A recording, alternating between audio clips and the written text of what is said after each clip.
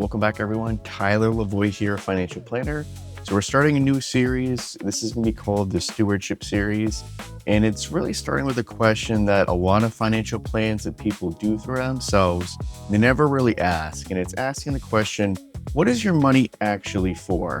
Because if I ask you right now, what does a retirement that actually means something look like for your family? The gap that people really see between having a financial plan and having a plan that actually reflects who they are is in this question. And so there's a different type of mentality that I want to talk to you guys about when it comes to how to think about money, because there are two fundamentally different ways to think about it. The ownership mindset says, this is mine, I earned it. The goal is to accumulate as much as possible and protect it from loss. And it's not wrong, but it's really incomplete. The stewardship mindset says something a little bit different. It says, I've been entrusted with resources. My job isn't just to grow them. It's to manage them wisely in a way that serves my family, my values, and the legacy that I want to leave. Stewardship doesn't mean giving everything away. It really means managing what you have with the intention that can shift in mindset and your financial decisions throughout your life. So the question that most financial plans skip is really deceptively simple, and it's not your overall target number, but it's really answering that question. And what really happens to a lot of clients when I ask them this question, the answers are almost never, I want the highest possible return. Instead, they say things like, I want to be able to retire without burdening my kids. I want to be able to give more than I've been able to. I want to leave something behind that tells my family what I valued. And many times those answers should be the foundation of a financial plan, but for most people, they never really come up because they're so focused on the numbers. And financial decisions don't happen in a vacuum. They're shaped by four things: your values, which is what you believe about money and what really matters to you. Then your goals, what you want your money to accomplish, your legacy, the things that you want to leave behind, and then your relationships, how money affects your family, your generosity, your community. A financial plan that doesn't account for all four of these is really missing more than half the picture. One framework I find useful for thinking through the full pictures is the 4 H's. So the first H is head. So this is the knowledge side, really understanding how money works. The second H is heart. This is the values. So what you believe about money and what matters most. And the third is hands. So this is more the action side. So the specific decisions and habits reflect those values that you have. And then finally, home, the legacy side, what you're building for your family and your community. Most financial conversations live entirely in the head and hands quadrants.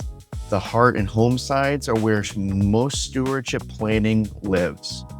And so the stewardship planning process is what I use to help reflect all these 4 quadrants.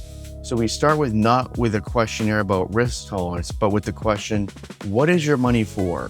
We work through the values, the goals, the financial plan itself, risk management, intentional giving, and legacy.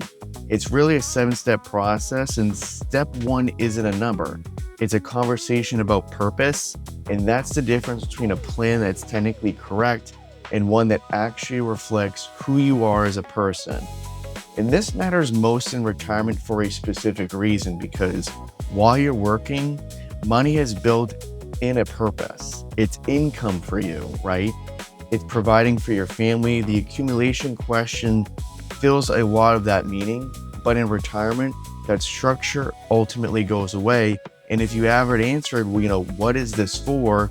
Retirement for you could feel like waiting for something to happen rather than really living it.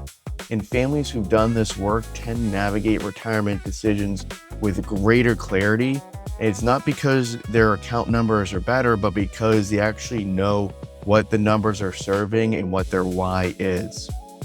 And so let me give you some illustrative examples of what I mean. Imagine a couple in their early 60s with a solid financial plan who realize they never talked about what they want to give or what they want to tell their kids about money.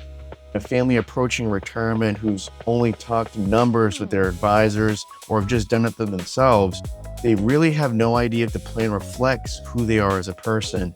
The technical plan is fine. The stewardship question was really never asked. And I want to talk about the CPA difference here and what a certified kingdom advisor is. So it's held by fewer than 1,500 financial advisors in the country, and it really represents a commitment to approaching financial planning from a stewardship mindset and perspective. So this is where we're bringing timeless principles to bear alongside financial expertise. And every conversation that I have really start with the question, what is your why? What is your money for? That is the commitment this designation reflects. There's 4 things I want more or less for you to take away here. So the first is there's a difference between owning money and stewarding it. And that mindset shift changes everything downstream. Second, the most important question in financial planning is not how much, but it's actually what is it for? Third is values, goals, legacy, and relationships really belong in your financial plan. And finally, the stewardship planning process starts where most financial plans end. And if this information here resonated with you, or the process and how things are done connected with you, and you've never been asked what your money is actually for, or you want to dig a little bit deeper to find out what your why is, I'd really invite you to book a complimentary 15-minute call. They range from 15 to 30 minutes. You can scan the QR code on the screen to book a time slot, and we can see where we can get your overall foothold set up for your foundation, looking at your financial plan. My name's Tyler Lavoie. Thank you for watching, and I'll see you in the next video.